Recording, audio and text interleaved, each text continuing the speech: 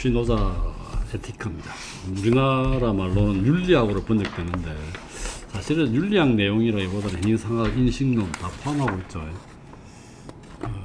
그래서 이건 스피노자부터 먼저 보면은 이 사람 좀 일찍 죽었습니다.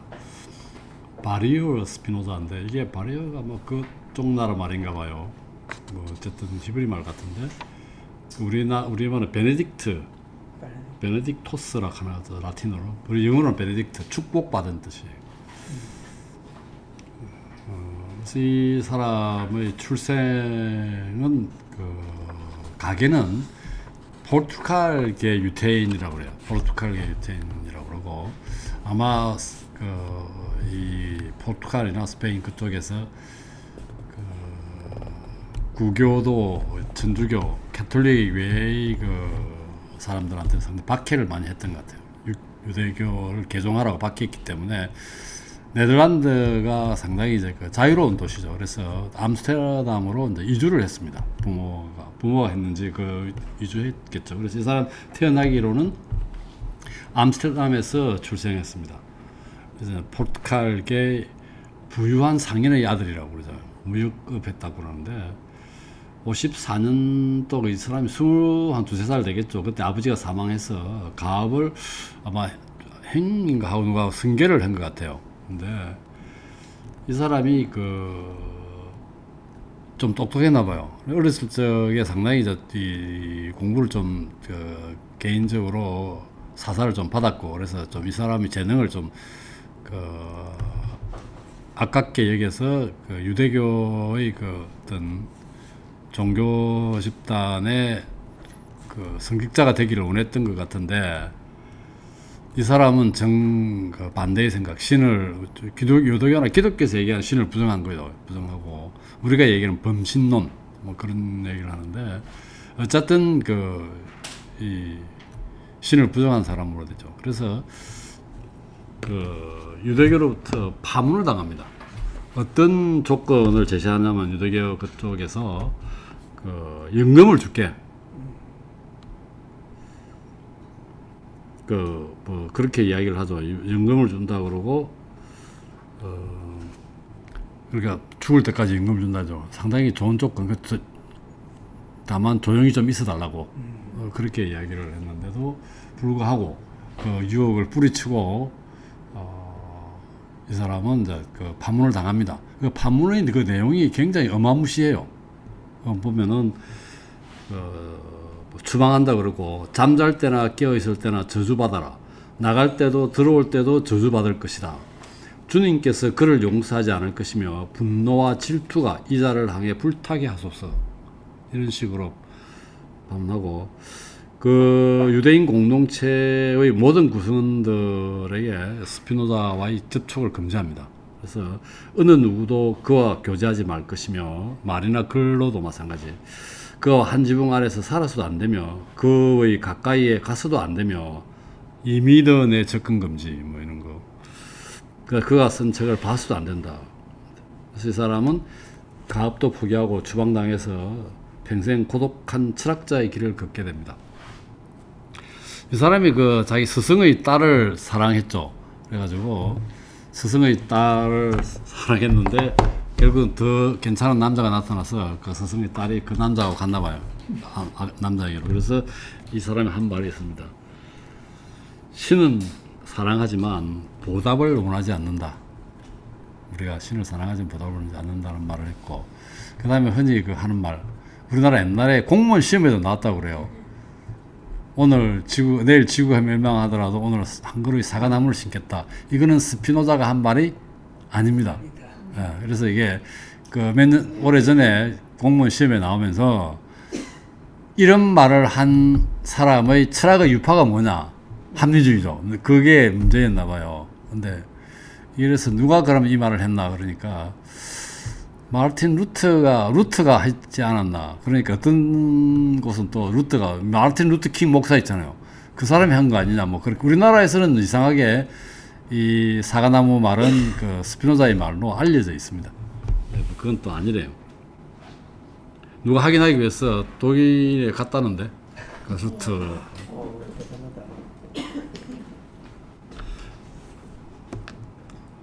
그래서 이게 60년에 이 사람 나이가 60년 뭐 20대 후반이겠네.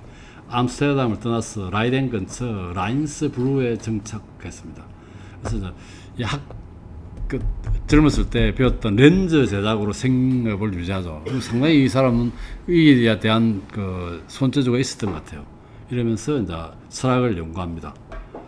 그래서 1660년에 지성 개선론을 집필을 시작했고, 그 다음 1663년에 로르브리허로 이주해가지고 데카르트 철학의 원리를 본명으로 출판합니다. 이런 것 때문에 이 사람이 나중에 그 하이델베르그 대학에서 철학 교수 제안을 받죠.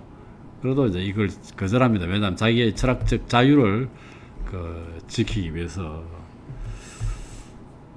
1670년에 실학 정치론을 익명으로 출판했는데 성서를 비판하고 종교적 관념과 민주주의를 옹호하는 내용이라서 큰 논란을 일으켰다 그러고, 그 다음에 1675년에 에티카를 인쇄를 시도하는데 집필을 완성하고 포기합니다. 종교적 반발을 우려해서 출판을 포기하고, 그 다음에 1677년에 헤이거에서 폐병으로 사망합니다.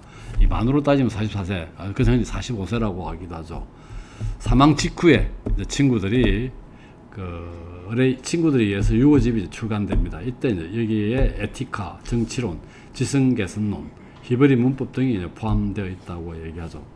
그래서 이 사람이 본명으로 출판한 유일한 책은 데카르트의 철학의 원리입니다.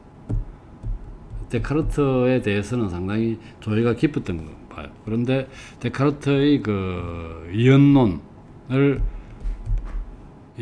타파하려고, 이걸 해결하려고 하죠. 자기는 이해가 안 된다는 거죠. 이 물질과 정신으로 나눠져 가지고 있는 게 이게 송가선에서 만난다고 그러죠. 인체로 보면은. 그것도, 그럼 송가선은 뭐냐? 뭐 정신이냐 물체라고 볼 수, 물질이라고 볼 수 있겠죠. 그래서 이게 안 맞다 해서 범신론적 사고를 갖게 됩니다. 그래서 이 사람에 대한 평판은 상당히 상반됩니다. 지성과 학문을 파괴한 파괴자 노상 강도라고 그러기도 하고, 괴테는 또 상당히 높게 평가하죠, 이 사람을. 그래서 상당히 드문 상반된 평가를 받는 철학자로 알려져 있습니다.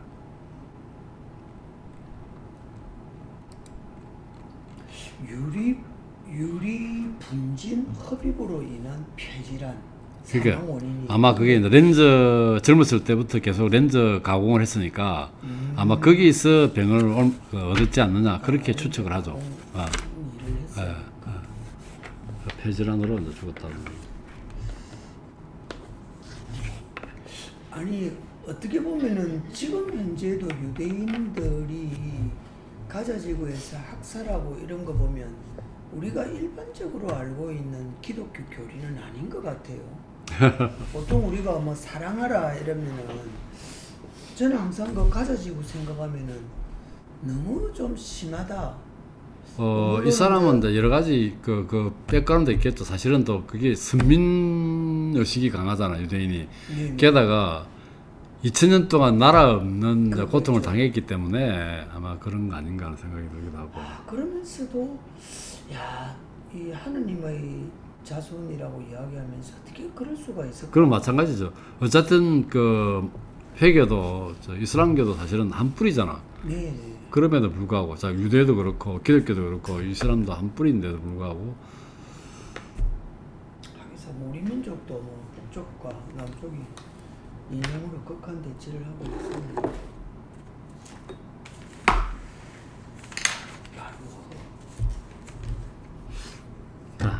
이제 에티카입니다. 에티카는 윤리학으로 번역하기 위해서 그냥 윤리학 이렇게 해도 하고 우리는 지금 책을 에티카로 되어 있죠. 윤리 에티카로 되어 있는. 기하학적 질서에 따라 증명된 윤리학 이렇게 좀 풀로 붙으면 이렇게 깁니다. 기하학적 질서에 따라. 그래서 유클리드 기하학의 증명 방식을 사용하여 논리를 전개하고 있습니다. 결국 뭐 정의하고 그다음 공리가 나오고 정리, 일단 정명이 있겠죠. 정리하고 정명이 있는 그런 순서로 구성되어 있다는 거죠. 그래, 그 단순한 논리학이 아니고 행위상학, 인식론, 윤리학, 이 사람의 철학을 다 잘 드러나 있는 그런 책이라고 합니다. 5부로 구성되어 있으면서 신에 대하여, 그 다음에 정신의 본성과 기운에 대하여, 정서의 기운과 본성에 대하여, 우리가 이 정서라는 것은 앞에 나왔던 정념 이런 얘기 같아요. 그 다음에 인간의 예속 또는 정서의 힘에 대하여, 그 다음에 지성의 능력 또는 인간의 자유에 대하여 해서 5부로 구성되어 있습니다. 그 다음에 이 재밌는 글구가 있어가지고 이 번역자가 나온 게 욕망은 의식이 동반된 충동이라고 그랬습니다. 이게 몇 페이지냐면 9페이지죠. 페이지. 그리고 정서의 원천은 충동이라고 했고요. 그래서 좀 재밌는 표현이 있어서 써놔봤습니다. 자, 그리고 이제 봅시다. 이것도 하나씩 읽어나갈 수밖에 없는데 데카르트 책 못지않게 오히려 더 어려울 수도 있습니다. 신에 대하여. 그래서 항상 정의, 공리, 정명, 정리, 정명 이렇게 나온다고 그랬죠. 정의는 첫째, 나는 자기 원인이란 그것의 본질이 존재를 포함하는 것 또는 그것의 본성이 존재한다고 생각할 수밖에 없는 것이라고 이해한다. 자기 원인이란. 그래서 어떤 게 자기 원인이라는 것은 존재 포함되고 그것의 본질이 존재를 포함하고 본성이 존재한다고 생각할 수밖에 없는 것이라 이해한다. 그 다음에 두 번째로 같은 본성을 가진 다른 것에 의하여 한정될 수 있는 사물은 자신의 유 안에서 유한하다고 일컬어진다. 예컨대 어떤 물체는 우리가 항상 달리 더 큰 어떤 것을 생각하기 때문에 유한하다고 일컬어진다. 마찬가지로 사유는 다른 사유에 의하여 한정된다. 이에 반해서 물체는 사유에 의하여 한정되지 않으며 사유도 물체에 의하여 한정되지 않는다. 이거는 유가 다르다는 거죠. 물체와 사유는. 그래서 아까 한정될 수 있는 자신의 유 안에서 유한하다고 일컬어진다.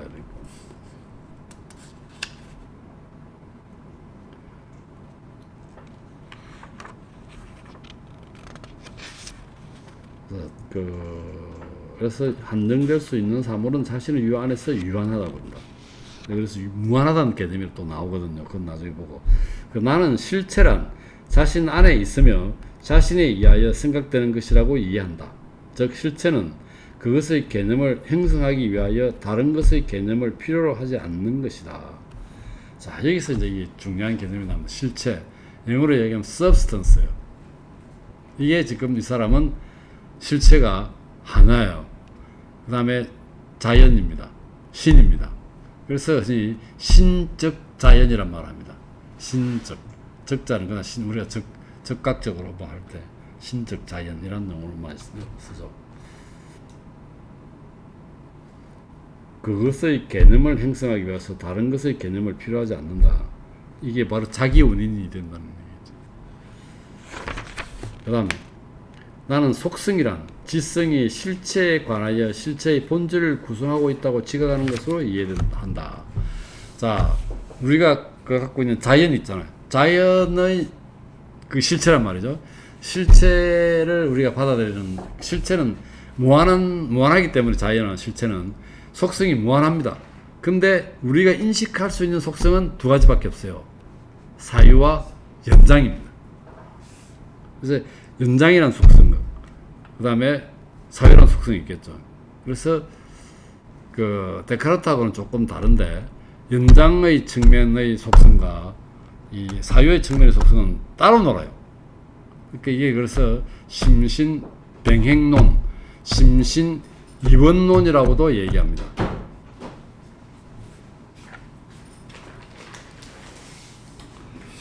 나는 속성이란 지성이 실체에 관하여 실체의 본질을 구성하고 있다고 지각하는 것으로 이해한다.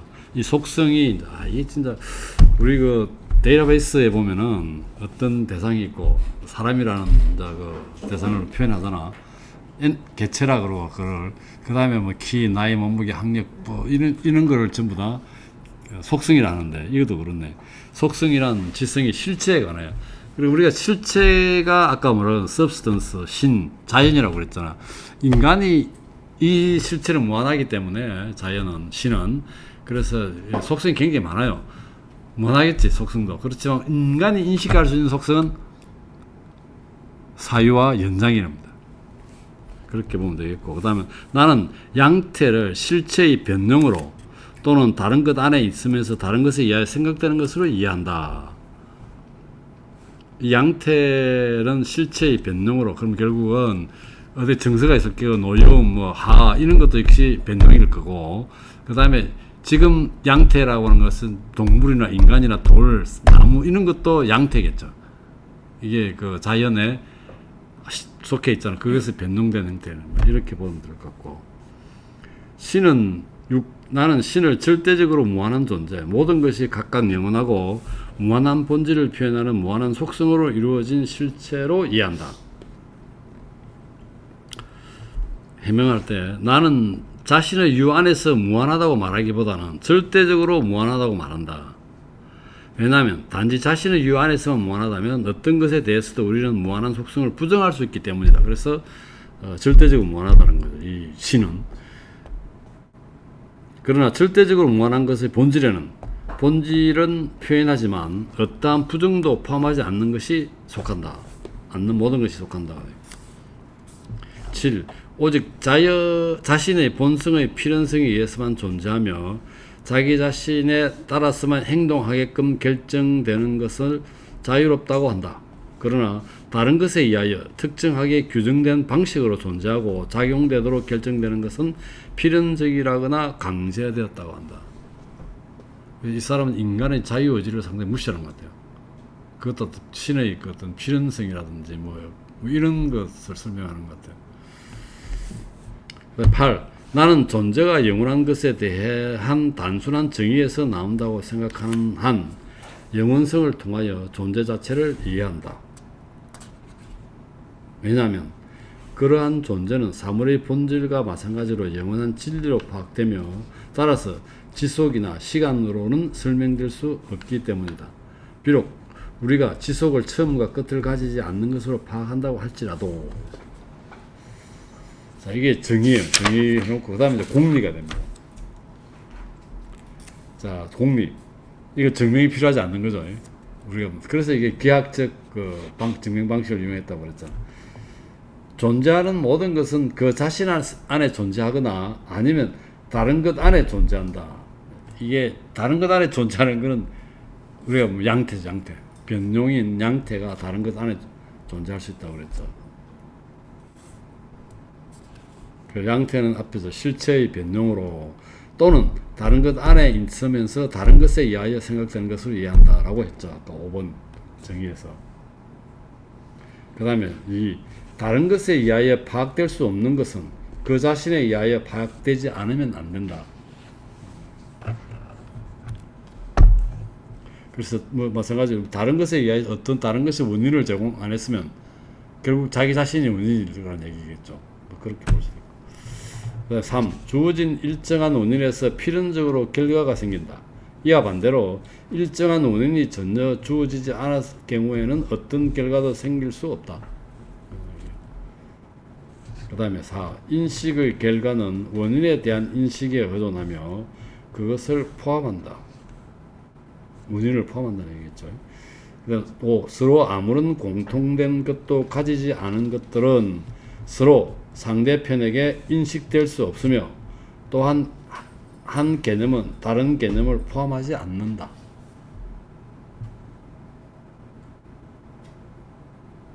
아무런 공통된 게 없으면 상대편에 의해서 인식되지 않는다는 얘기고,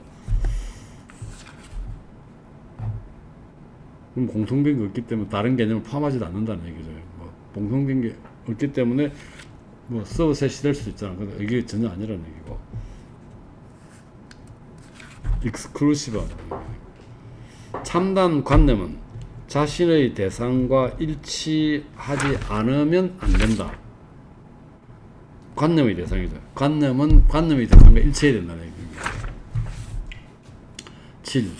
존재하지 않는다고 파악할 수 있는 것의 본질에는 존재가 포함되지 않는다.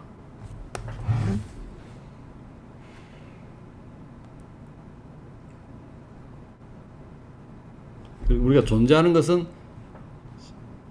본질에 존재가 포함된다는 얘기겠죠. 그 다음에 정리를 보면 이제 정리를 나옵니다. 실체는 본성상 자신의 변동에 앞선다. 뭐 이건 당연하지 않을까. 실체는 당연히 변동에 앞서야 되겠죠.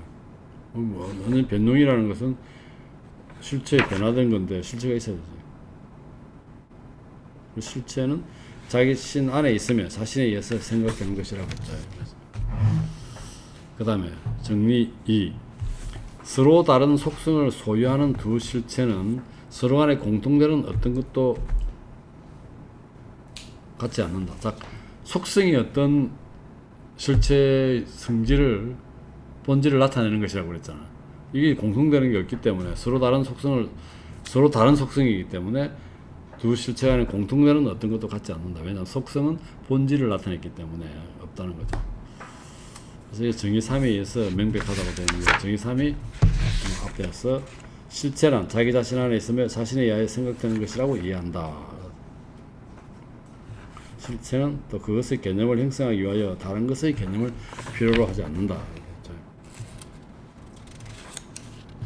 그래서 정의 3이 명백하다 되어 있고, 왜냐하면 각 실체는 자기 자신 안에 존재하지 않으면 안 되고 또한 자신을 통하여 파악되지 않으면 안 되기 때문이다. 다시 말해서 한 실체의 개념은 다른 실체의 개념을 포함하지 않기 때문이다. 이 점이 증명되어야 할 것이었다. 이거는 뭐 QED, 이 이후부터 이제 QED입니다. 이게 라틴어 말이죠. 증명 끝나고 나면 QED 딱 붙여놓죠. 이게 이제 원어로 따지면 이상이 증명되어야 할 내용이었다. 증명 끝이란 뜻이죠. 그래서 이제 이 뒤부터는 이 점이 증명되어야 할 것이다 대신에 그냥 QED를 그대로 씁니다. 그 다음에 23쪽에 정리 3에 서로 아무런 공통점이 없는 사물들은 그것들 중 하나가 다른 것의 원인이 될 수 없다.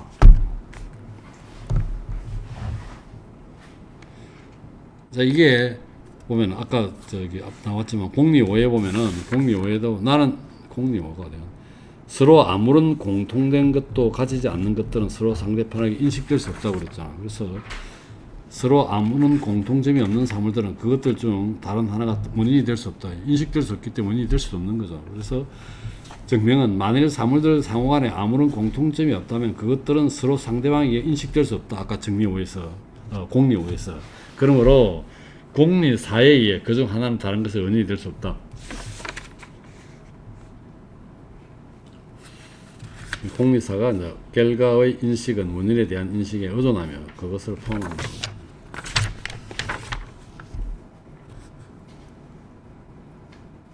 그다음 정리사.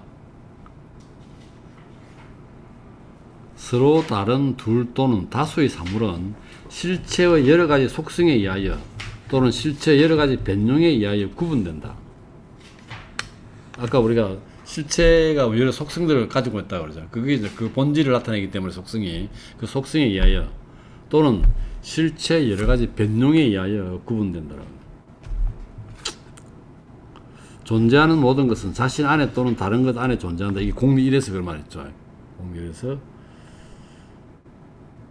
지성을 제외하고는 실체와 그것의 변형 위에 아무것도 존재하지 않는다. 앞에서 나왔고, 따라서 지성을 빼놓고는 실체 또는 실체의 속성과 변형 위에는 다수의 사물을 서로 구분하는 어떤 것도 존재하지 않는다.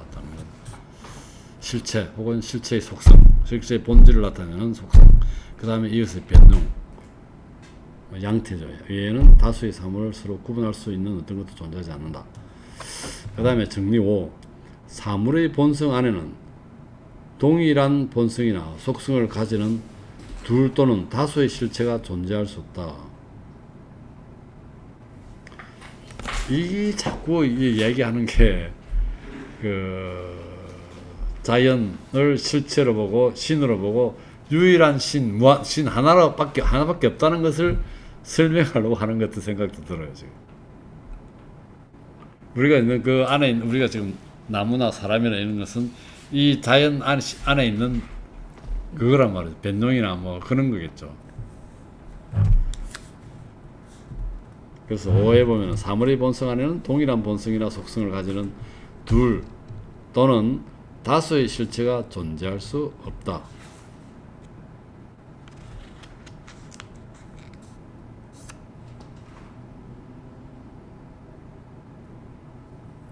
당연히 그렇죠. 그럼 그 동일한 본성이나 속성을 가지면 그게 동일한 실체잖아요. 다른 게 될 수 없다는 얘기죠. 그래서 증명 보면 만일 서로 다른 실체가 존재한다면 그것은 속성의 차이에 의하여 변종의 차이에 의해서 구분되지 않으면 안 될 것이다. 그렇죠. 그런데 이게 만약 오직 속성의 차이에 의해서만 구분된다면 똑같은 속성을 가지는 하나의 실체만 존재한다는 것이 인정된다. 그렇고 그러나 실체는 본성상 자신의 변종보다 앞서기 때문에 실체의 변종을 도외시하고 실체 자체를 고찰할 경우, 실체 자체만을 볼 경우에 만일 실체들이 변종의 차이에 의하여 구분된다면 실체가 올바르게 고찰된다면 다른 것과 구분되는 것으로 파악될 수 없다. 어렵게 말하고 있네 지금.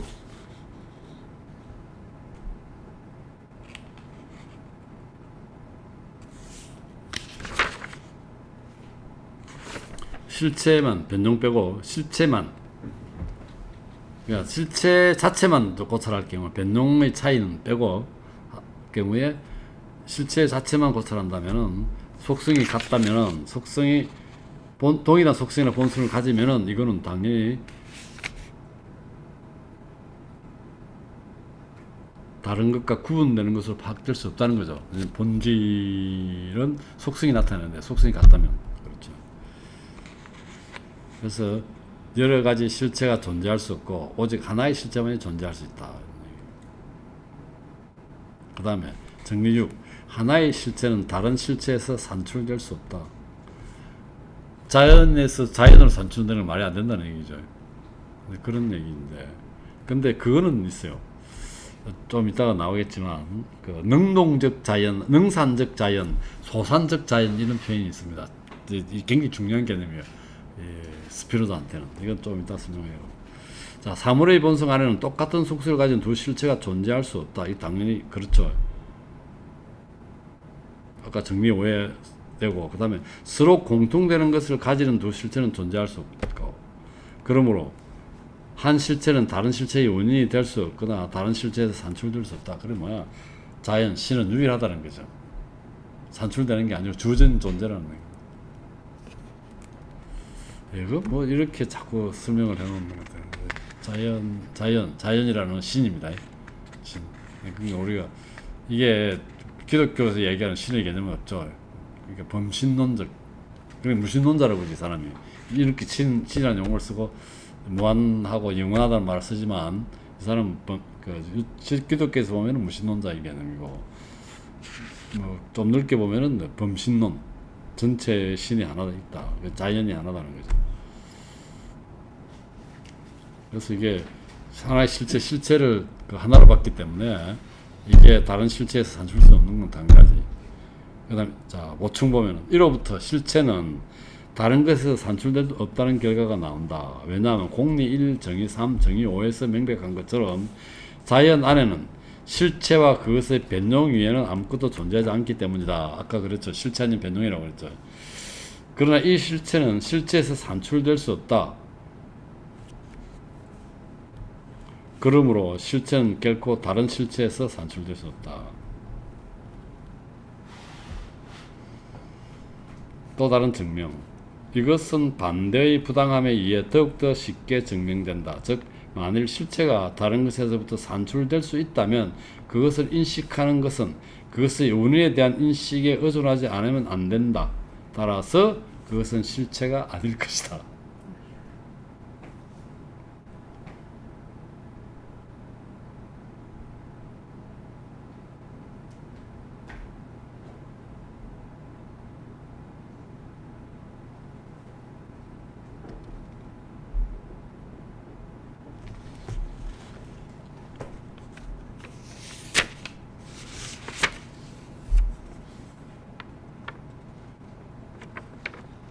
정의 3에 보면은 정의 3에 실체는 자기 자신 안에 있다고 그랬잖아요. 실제 아까 정의를 그렇게 했거든요. 그럼 결국 우리가 말한 스피노자가 말한 자연, 신적 자연이 이거 아닙니까? 그 실체는 자기 자신 안에 있는데 자신에 의해 생각되는 것이라고 이해하는데 이게 안 맞다는 거지.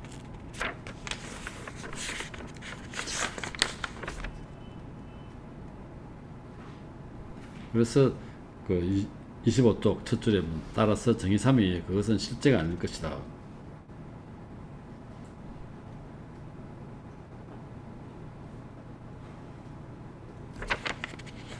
실체가 실체 안에 있다고. 실체 자신 안에 있는데 자신 안에 있어야 되죠. 그래서 실체가 아니라는 얘기예요. 그런 얘기. 그래서 아까 그 어떤 실체가 운이 돼가지고 뭐 우리가 그 자연 안에 운이 된 것들 있잖아. 운이 돼가 다른 걸 만들어내고 막 그걸 자연 안에서 그럴 때 그 능산적 자연이라고 그러고 그 결과물을 소산적 자연이라고 해요. 그렇게 하는 것 같아요. 지금까지 내가 이야기로는 나중에 바뀌면 또 이야기할게요. 실체의 본성에는 존재가 속한다. 아까 얘기 나왔었죠. 실체는 다른 것에서 산출될 수 없죠. 정리육의 보충에 의하여. 그러므로 실체는 자기의 원인이다. 곧 그것의 본질은 필연적으로 존재를 포함하거나 아니면 그것의 본성에 존재가 속한다. 그래서 실체의 본성에는 존재가 포함한다. 그래서 산출되는 게 아니라는 것이 진짜. 모든 실체는 필연적으로 무한하다.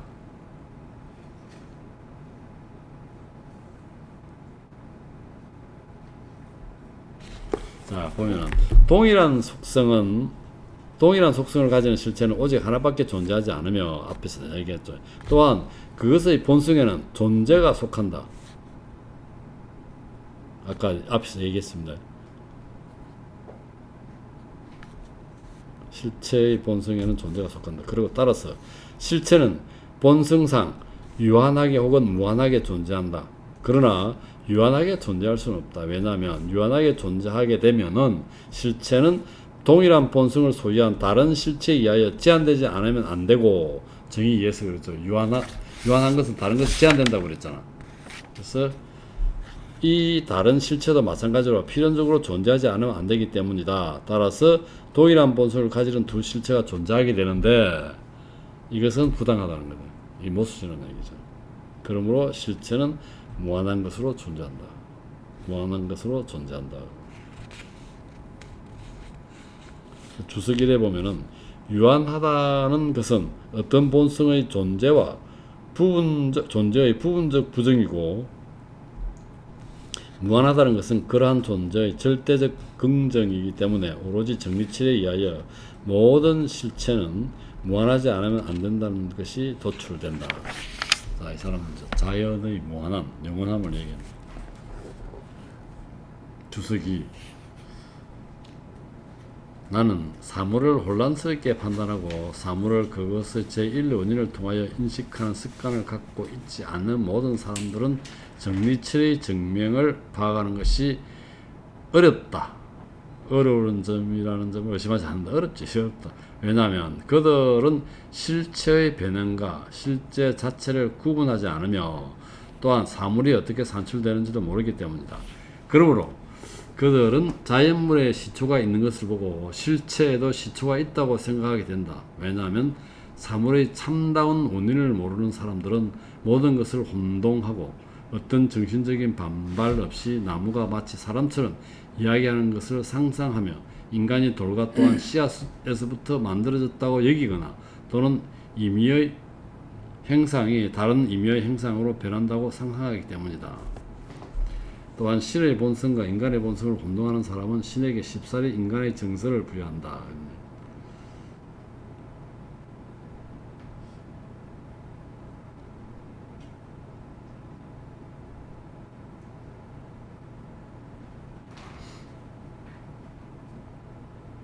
그 다음 이게 뭐 다 읽을 필요는 없을 것 같은데 한번 보고 중간에 한번 볼까요?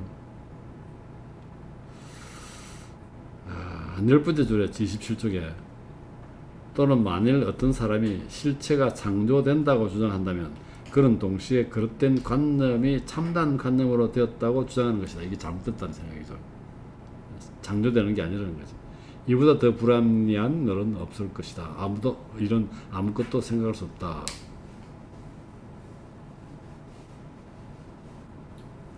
그러므로 우리는 실체의 존재는 실체의 본질과 마찬가지로 영원한 진리임을 필연적으로 인정하지 않으면 안 된다. 그리고 이로부터 우리들은 동일한 본성을 소유하는 실체가 하나밖에 없음을 다른 방식으로 결론 내릴 수 있다.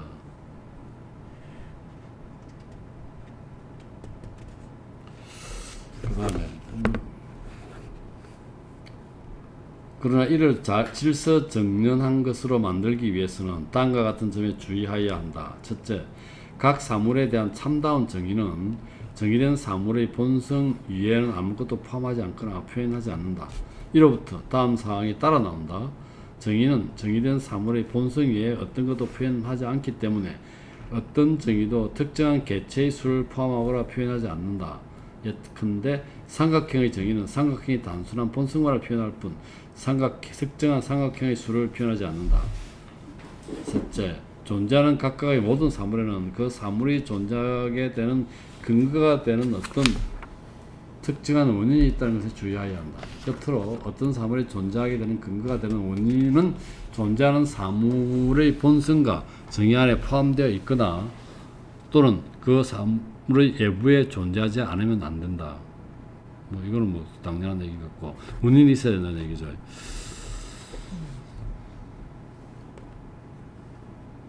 그래서 그 재밌는 표현이 원인은 근거가 되는 원인은 존재하는 사물의 본성과 정의 안에 포함되어 있거나 이게 아까 그거 안에서 substance 안에서 능산적 자연, 소산적 자연이라고 얘기했을 때 그 안에 스스로 원인이 될 수 있잖아요. 그런 의미인 것 같아요. 그렇죠. 포함되어 있거나 외부에 존재하지 않으면 안 된다 이런 얘기고.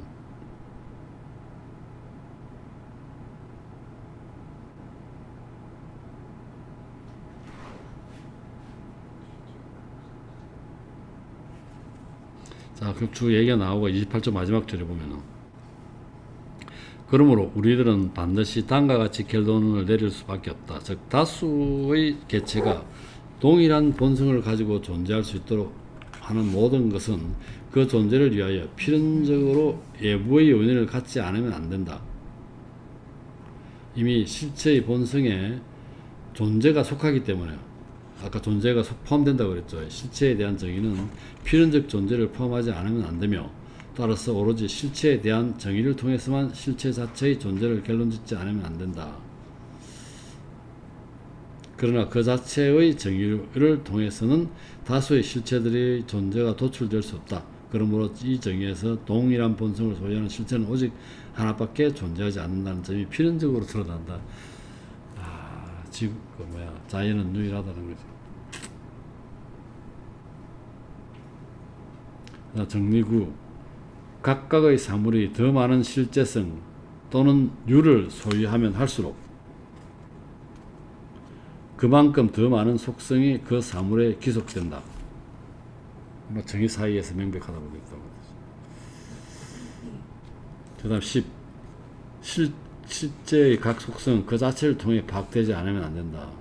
왜냐하면 속성이란 실체에 대하여 실체의 본질을 구성하는 것이라고 그랬죠. 본질을 나타낸답니다. 속성은 각 실체의 본질을 나타낸다고 그랬죠. 그래서 지성이 인식하는 것이기 때문이다.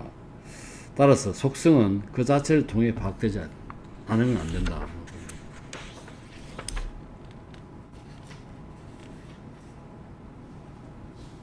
자, 1호부터 주석 30페이지. 다음의 사실이 분명해진다. 비록 두 속성이 실제로 서로 다른 것으로 파악된다고 할지라도 곧 한 속성이 다른 속성의 도움 없이 생각된다고 할지라도 우리는 이로부터 그 두 속성이 두 개의 존재자 또는 두 개의 서로 다른 실체를 구성한다고 결론짓지 못한다. 그럼 결국은 아까 보니까 속성이 사유와 연장이 있다고 그랬잖아. 이건 별개의 속성이라는 거죠. 이 속성이. 그렇다고 그러면 이 속성이 있을 때 사유가 있을 때 이거는 별다른 실체가 있을 거고 이게 또 이 실체가 있을 것이라고 생각할 수 없다는 거죠. 한 실체가 속성이 다른 걸 갖고 있을 수 있다는 거죠. 두 개를. 그리고 결국 이 사람이 얘기하는 거는 인간이 자연에서 느끼는 신에서 느끼는 두 가지 속성. 물론 이제 수많은 속성이 있대요. 근데 정신과 그러니까 사유와 연장이라는 거지. 사실은 우리가 지금 이 소나무가 있으면 소나무도 사유와 연장이 있다는데 우리는 모르잖아. 사유가 왜 있냐 그 있어요. 근데 우리가 인식하지 못할 뿐이지 없다고 말할 수 없다는 거야. 개개인이 인식하는 우리가 이걸 인식하는 건 아니지만 어쨌든 아까 이 실체에도 사유와 연장이라는 두 가지 인간은 두 가지 그것만 보지만 상당히 수많은 속성이 있다는 얘기거든. 우리가 인식할 수 없는 그런 얘기입니다.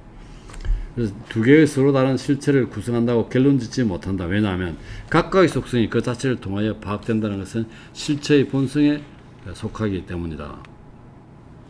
사유와 연장에서 제가 처음에 빠뜨려서 계속 궁금했는데 못 물어봤는데 연장은 어떤 게 있을까요? 공간적인 위치라든지 그런 걸 한다는 크기라든지 이런 길이를 나타낸다든지 그런 게 그 연장이지.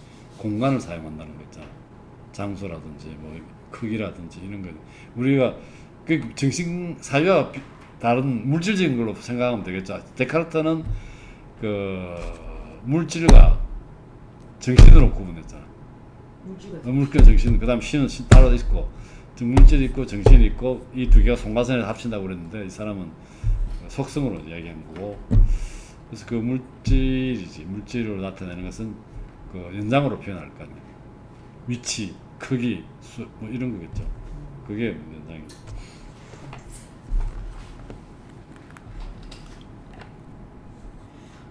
그 다음에 아까 왜냐하면 각각의 속성이 그 자체를 통하여 파악된다는 것은 실체의 본성에 속하기 때문이다. 이 이유는 바로 실체가 소유하는 모든 속성은 언제나 실체 안에 함께 있으며 하나가 다른 하나로부터 산출될 수 없고 각각의 속성이 실체의 실제성을 이유로 표현하기 때문이다. 자, 실체는 속성은 독립적으로 존재한다는 거죠. 데카르트하고 조금 더 데카르트는 이게 지금 서로 영향을 받는다고 그랬죠. 정신하고 그 물질이 그래서 송가선에서 만난다고 그랬죠. 근데 이거는 지금 따로따로 놉니다. 그래서 이쪽에서는 스피노자에서는 심신병행론, 심신이연론 그렇게 얘기하죠. 그러므로 하나의 실체에 여러 가지 속성을 귀속시키는 것은 결코 부당하다고 말할 수 없다. 당연하지. 속성 여러 개 있을 수 있지. 속성은 아까 우리가 그 실체에도 사유도 있고 연장도 있다고 그랬잖아요. 오히려 반대로 각각의 존재자가 어떤 속성으로 파악되지 않으면 안 된다는 것. 또한 각각의 존재자가 더 많은 실제성 또는 유를 가지면 가질수록 각각의 존재자가 필연성이나 영원성 그리고 무한성을 표현하는 더 많은 속성을 소유한다는 것보다 더 명백한 것은 자연 안에 없다. 그러므로 역시 절대적으로 무한한 존재자는 각각 영원하고 무한한 어떤 본질을 표현하는 무한한 속성들을 이루어진 존재자라고 정의 내리지 않으면 안 된다. 그래서 즉 자연은 무한한 속성을 갖고 있는데 인간이 인식할 수 있는 것은 사유와 연장이라는 거예요. 그러나 지금 어떤 사람이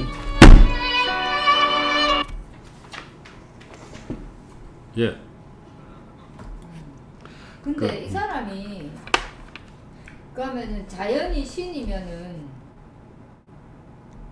우리는요? 인간은 양태지. 그렇지. 변형이.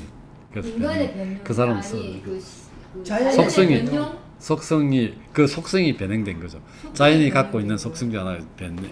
양태지. 양태. 한 개지. 그 중에 한 개. 우리는 실체를 가질 수 없는 우리는 물론 아니 그 실체는 그 실체 안에 있는 우리 양태라니까 그 속성이 변한 양태야. 우리 생각하잖아. 우리의 사유는 우리가 갖고 있는 속성이. 사유는 우리 거고 여기 이분이 이야기하는 거는 자연 전체가 하나의 실체고 존재이기 때문에 우리는 그 안에 포함된 한 개밖에 안 돼. 그 안에 신이 갖고 있는 어떤 속성 중에 하나가 변형된 거겠지. 저는 이 방금 말씀하셨다시피 보통 우리가 서양 이 철학사를 보면서 신이다 하면은 기본적으로 뭐 하느님, 기독교 이렇게 생각을 했었는데 그래서 이제 이분 같은 경우에는 이야기하면서 아예 그 우리가 이야기하는 기독교적 세계관을 탈피한 그러니까 기독교도 방금 변용의 양태의 하나다 이렇게 보면 이게 범신론이 적용되고 모든 것은 그 안에 속하는 일부일 뿐이다. 근데 여기 보면은 뭐 정의부터 정리 이런 단계가 있지만 이야기의 핵심은 한 개인데 이걸 증명하기 위해서 말을 이리도 바꿔보고 저리도 바꿔보고 그런 거죠. 그런 것 같은 생각이 네. 들어요. 이게 지금 자기 나름대로 어떤 시퀀스가 있을 거 아니야. 네. 그걸 쭉 나온 것 같은데. 그리고 좀 이분도 그렇고 앞에 데카르트도 그랬는데 이중부정을 계속 사용하니까 이중부정이 그 말이 그렇게 강조이기는 이게, 한데 네. 그것만 빼버려도 사실은 읽기가 좀 수월해. 이거는 이거다 이러면은 딱 간단한데 이게 이제 아닐 수 없다 뭐 이런 식으로 예, 정리하니까 그런 면에서는 데카르트가 더 좀 네. 어렵게 그렇죠. 서술한 것 같아요. 정신의 속성은 자유, 신체의 속성은 연장이지만 신체의 변용은 정서.